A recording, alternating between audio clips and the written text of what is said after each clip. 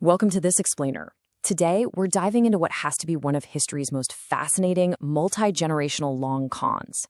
We're talking about the House of Tian. These guys patiently usurped an entire state over centuries, only to eventually lose the whole shebang.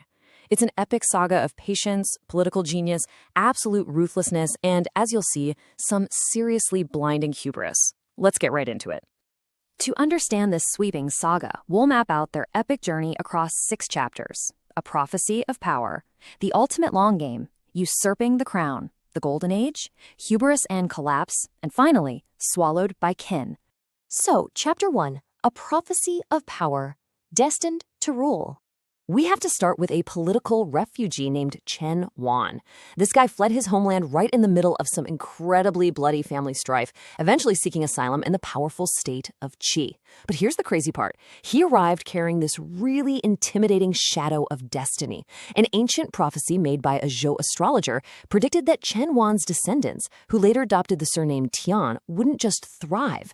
They would completely eclipse the very state that gave them shelter. Imagine that. You welcome a desperate refugee, only to have the stars declare that his great-great-grandchildren are going to own your entire kingdom one day.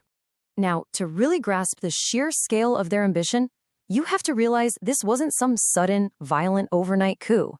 From Tian's arrival as a humble official in Generation 1, all the way to the total takeover by his descendants in the 8th generation, this was an incredibly patient operation spanning hundreds of years. The House of Tian played a Game of Thrones that literally outlasted almost every single political rival of their era. Moving on to Chapter 2, The Ultimate Long Game, Winning Hearts and Minds. So, how do they do it? Well, the Tian family began systematically accumulating power, but not on the battlefield with swords and chariots. No, they used brilliant economic manipulation. Look at Tian Lizzie's stealthy strategy here.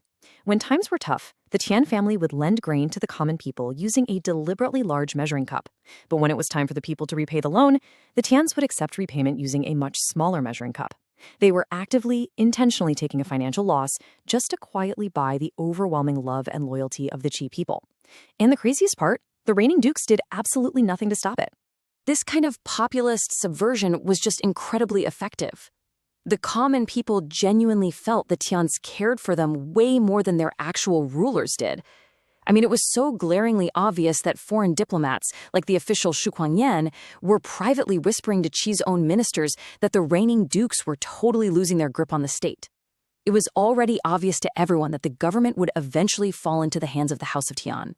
Which brings us to Chapter 3, Usurping the Crown, Blood and Politics. Eventually, all that soft power had to give way to ruthless execution as the Tian clan actively made their move for the throne. They already had the hearts of the people. Now they just needed to clear out the aristocrats. Leaders like Qian Qingzi and his successors used this methodical, bloody checklist. They manipulated court politics to objectively eliminate rival clans. If a duke got in the way, assassinated. They even banished the final legitimate Duke of Qi to a tiny coastal town, just letting him rot in exile, until the Qian clan leader, Tian He, was officially recognized by the Zhou emperor as the newly legitimate Marquis of Qi. Just like that, the prophecy was fulfilled. But stealing the crown is one thing, keeping it is another. To ruthlessly secure this newly stolen power, Tian Shengzi had to make absolutely sure he had enough loyal family members to govern the state's cities. His solution? Well, he fathered over 70 sons. 70. He gathered a massive harem of women specifically chosen for their tall stature, we're talking reported to be over 7 feet tall by ancient measurements, and actively encouraged his guests and retainers to mingle freely with them. It was a wildly calculated strategy to ensure a massive, loyal lineage that could hold the territories of Qi forever. Let's look at Chapter 4, The Golden Age, the pinnacle of Qi. Having finally seized the entire state, you'd think the Tian clan would just rest on their laurels, right? Wrong. They actually ushered in an era of unprecedented military dominance and intellectual flourishing. Under King Wei and King Xuan, Qi became an absolute superpower. They completely shattered the military might of the rival state of Wei at the famous Battle of Maling. And domestically, King Wei enacted zero-tolerance anti-corruption policies. He famously boiled a corrupt governor alive, right alongside the flatterers who had falsely praised him. At the exact same time, they became the cultural center of the world, sponsoring the prestigious Jiksha Academy and granting top ministerial ranks to 76 of the brightest academic minds on the planet. And this quote brilliantly illustrates their refined approach to governance. The scholar Zhou Ji famously used the harmony of a zither to teach King Wei exactly how to balance the state's factions. The large string represents the ruler, the small string is the minister, and their harmony, that's the state's laws. It was a really beautiful time when intellect and absolute power perfectly aligned. Okay, let's just pause here for a second and consider this incredible turning point. The House of Tian played the political game flawlessly for literally hundreds of years. They won the long con. They became an undisputed superpower. So how does a dynasty that achieved all of this suddenly face total annihilation?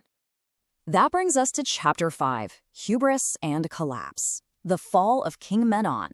You see, the immense power built up by King Wei and King Xuan very quickly mutated into blinding arrogance under their disastrous successor, King Min. His ego inflated so wildly that when the rising state of Qin in the west declared its ruler the West Emperor, King Min of Qi actually had the nerve to declare himself the East Emperor. Even though an advisor eventually talked him out of keeping the title, the damage was already done. By openly flexing his desire to dominate the world, he basically painted a massive, flashing neon target on his own back. This supreme arrogance did the one thing you never want to do. It united all of his rivals. Terrified of his expanding borders and unchecked ambition, a devastating coalition of multiple states, including Yan, Qin, and Shu, launched a massive combined attack. They absolutely crushed Qi's armies. The magnificent capital of Linzi was sacked, its treasures were looted, and King Min was forced into a humiliating exile, where, in a bitter twist, he was eventually murdered by the very general sent to help him. And finally, Chapter 6, Swallowed by Qin, the final isolation. Now, Qi did miraculously recover its lands temporarily, thanks to a brilliant general, but a fatal geopolitical shift was about to doom the House of Tian forever. As the western state of Qin grew into a terrifying military juggernaut, a desperate strategist came to Qi's final ruler, King John. He warned him with a famous ancient metaphor. States rely on each other like lips and teeth. If you let your neighbors and allies, the lips, fall to the rising state of Qin, your own state, the teeth, will freeze. Simply put, you cannot survive alone. But King Zhen completely ignored this warning and adopted a policy of disastrous isolation. His corrupt chancellor was actually taking bribes from Qin spies to keep Qi out of the wars.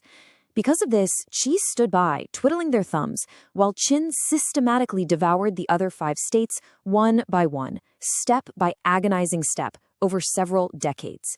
Qi thought they were buying peace. In reality, they were just waiting in line for the slaughter.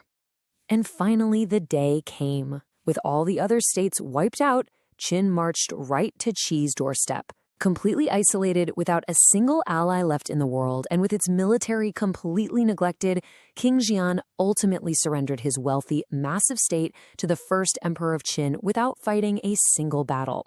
He was sent into exile, and the state of Qi was erased from the map forever. You know, looking back, this presents a truly tragic irony. The Qing dynasty began its miraculous rise by generously giving away grain, taking losses to win the hearts of the people and build a massive coalition of support. But centuries later, it ended its run with King Jian selfishly hoarding grain, refusing to send aid to his neighbor Zhao, actively pushing away potential allies, and losing the entire world as a result. Which leaves us with this fascinating question. The Tian clan absolutely mastered the mechanics of gaining power over hundreds of years, carefully positioning themselves generation after generation. But did their eventual triumph make them forget how to actually survive? Did reaching the absolute peak blind them to the reality that in geopolitics, the long game never truly ends? It's definitely something to think about the next time you assume a hard-won victory means the fight